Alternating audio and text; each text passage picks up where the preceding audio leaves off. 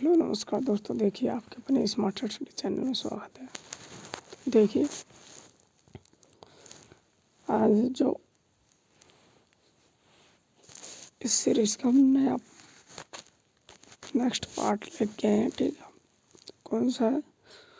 भोजन के मुख्य अवयव या पोषण, ठीक है।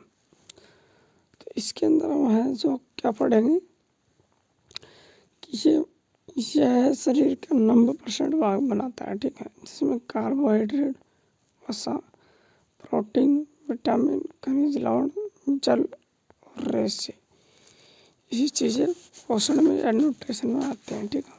देखिए संतुलित भोजन ऐसा भोजन जिसमें उचित मात्रा में पोषक तत्व मौजूद हो, संतुलित भोजन कहलाता है। मतलब ये सारे तत्व हो लगभग, वही संतुलित भोजन कहलाता है, ठीक है।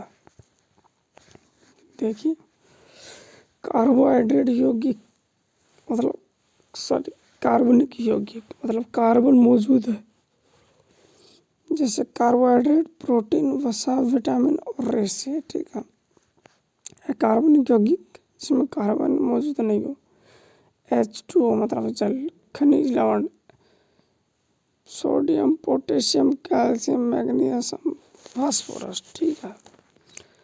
और दीर्घ मात्रिक पोषक पदार्थ मतलब 90% शरीर के अंदर मौजूद रहते हैं। शरीर को इनकी आवश्यकता ज़्यादा आवश्यकता होती है, जैसे कार्बोहाइड्रेट, वसा और प्रोटीन 55 से 60% कार्बोहाइड्रेट चाहिए, वसा 25 से 30%, जबकि प्रोटीन है 10% शरीर में चाहिए। प्रोटीन कार्य शरीर निर्माण या मरम्मत के कार्य करते हैं, ठीक है। सूक्ष्म मात्रिक पोषक पदार्थ कम आवश्यक होता है शरीर के लिए, विटामिन, खनिज लवण, जल, ठीक है। अब है कार्य के आधार पर विभाजन।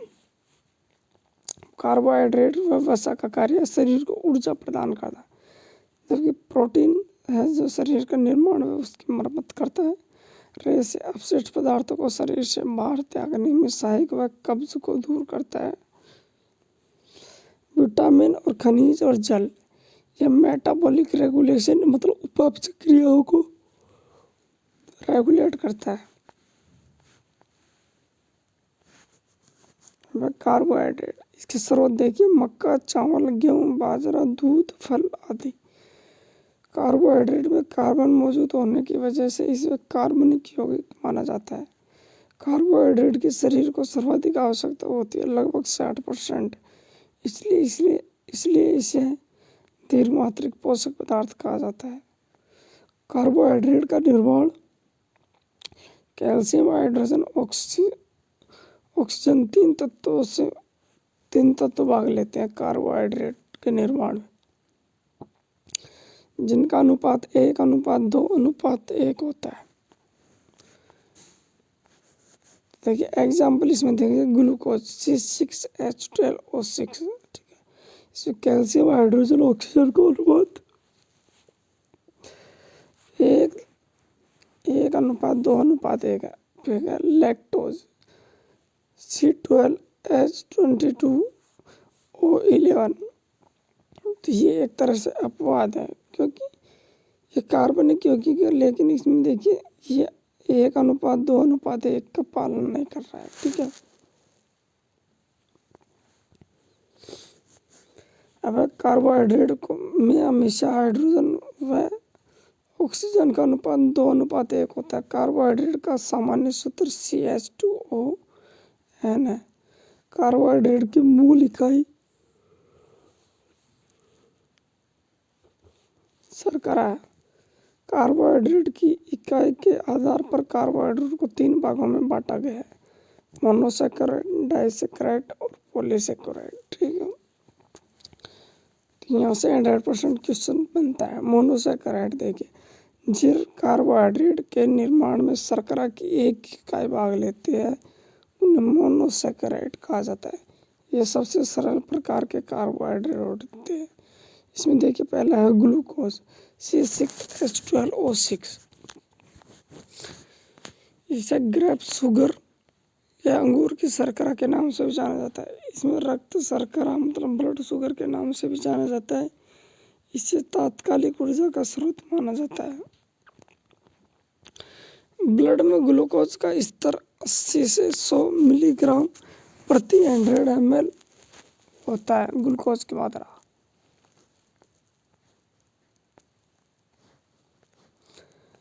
फ्रक्टोज C6H12O6 इसमें इसे फलों की शर्करा कहा जाता है। प्राकृतिक रूप से सबसे मीठी शर्करा है। शहद में पाई जाने वाली शर्करा है। वह गैलेक्टोज C6H12O6 इसे ब्रेन शुगर मतलब मस्तिष्क की शर्करा के नाम से जाना जाता है।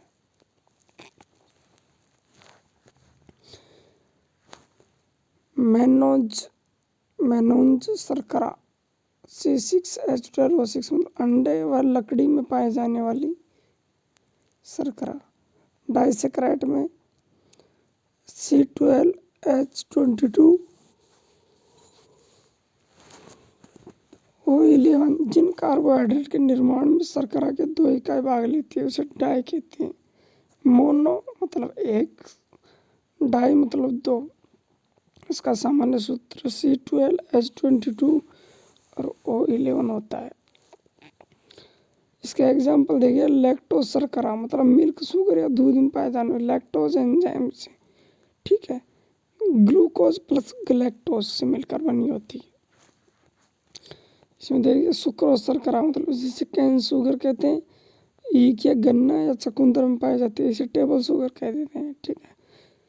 Sucrose enzyme glucose plus fructose. Maltose शर्करा माल्ट शुगर अंकुरित बीज में maltase enzyme glucose plus glucose.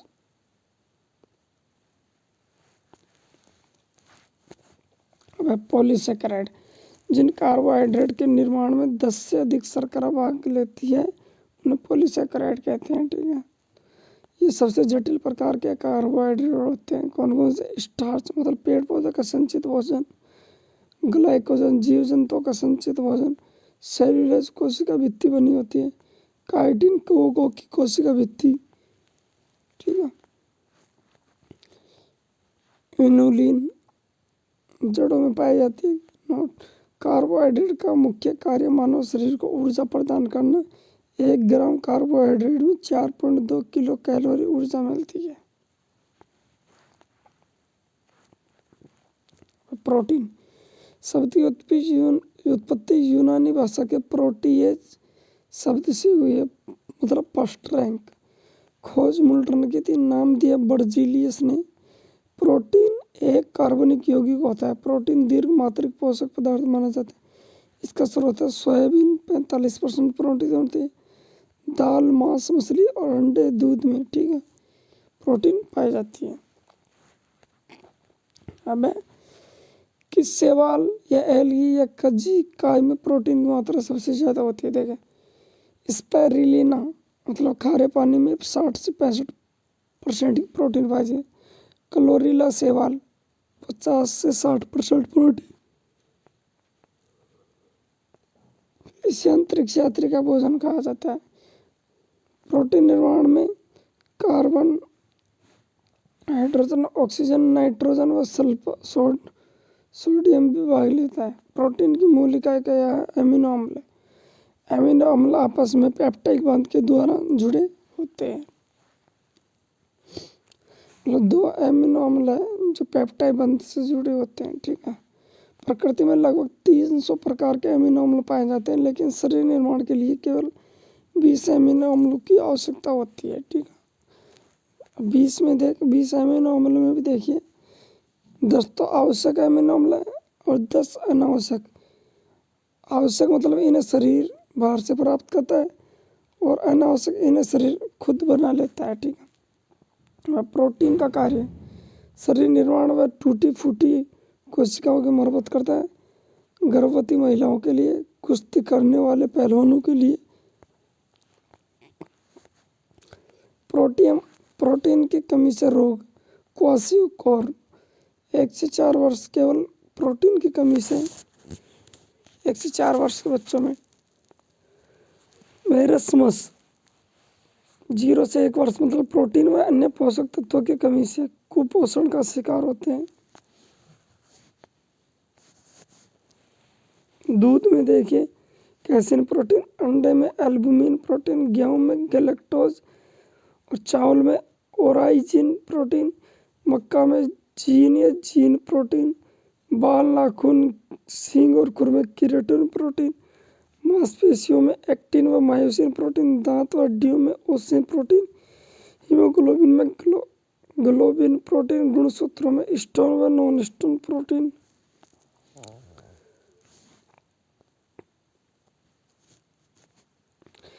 जबकि त्वचा व हड्डी में कोलेजन प्रोटीन मानव शरीर में सबसे ज्यादा पाई जाने वाली प्रोटीन है। ब्लड में हिपेरिन प्रोटीन मतलब प्रतिस्कंदन प्रोटीन रक्त का थक्का नहीं बनने देती है। प्लाज्मा में प्रोथ्रोम्बिन, फाइब्रिनोजन और ग्लोब्युलिन प्रोटीन पाए जाते हैं। सोयाबीन में ग्लाइसिनिन व कॉग्लिसिन प्रोटीन, ठीक है। एंजाइम भी शुद्ध रूप से प्रोटीन के बने होते हैं। देखिए वसा या लिपिड स्रोत घी, तेल, चर्बी युक्त भोजन इत्यादि, ठीक है। वसा कार्बनिक यौगिक होता है। वसा दीर्घमात्रिक पोषक पदार्थ माना जाता है, जैसे कार्बोहाइड्रेट, वसा और प्रोटीन। वसा के निर्माण में कैल्शियम, हाइड्रोजन और ऑक्सीजन तत्व भाग लेते हैं। वसा जल में अघुलनशील होते हैं, ठीक है। वसा की मूल इकाई वसीय अम्ल प्लस ग्लिसरॉल। इसे साबुन का सह उत्पाद माना जाता है। कृत्रिम आंसू बनाने में इसका प्रयोग किया जाता है। अल्कोहल निर्माण में भी इसका प्रयोग किया जाता है, ग्लिसरॉल का। साबुन को पारदर्शी बनाने में, कृत्रिम वर्षा में, ठीक है। वसा का कार्य मानव शरीर को ऊर्जा प्रदान करना। 1 ग्राम वसा में 9.3 किलो कैलोरी ऊर्जा मिलती है। अब देखिए वसा के प्रकार। तो वसा संतृप्त वसा और असंतृप्त। संतृप्त देखिए वे वसाएं जिनमें कार्बन के मध्य एकल बंध पाए जाते हैं, संतृप्त वसा कहलाते हैं। संतृप्त वसा में कमरे के ताप पर अर्ध ठोस अवस्था में पाई जाती है, जैसे घी, नारियल का तेल, चीड़ का तेल। इनका गलनांक व क्वथनांक उच्च होता है। जबकि असंतृप्त में वे वसाएं जिनमें कार्बन के मध्य द्विबंध या त्रिबंध पाए जाते हैं, असंतृप्त वसा कहते हैं। कमरे के ताप पर द्रव अवस्था में पाए जाते हैं, जैसे तेल, वनस्पति तेल। इसका गलनांक व क्वथनांक निम्न होता है। अब हाइड्रोजनीकरण। वनस्पति तेल से वनस्पति घी बनाने की प्रक्रिया को हाइड्रोजनीकरण कहा जाता है। यह क्रिया निकेल उत्प्रेरक की उपस्थिति में संपन्न होती है, जैसे वनस्पति तेल प्लस हाइड्रोजन गैस। निकेल उत्प्रेरक की उपस्थिति में वनस्पति घी, जिसे हम डाल्टा घी भी बोलते हैं, ठीक है।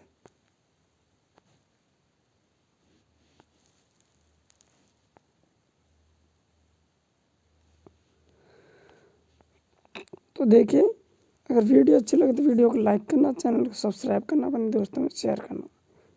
धन्यवाद।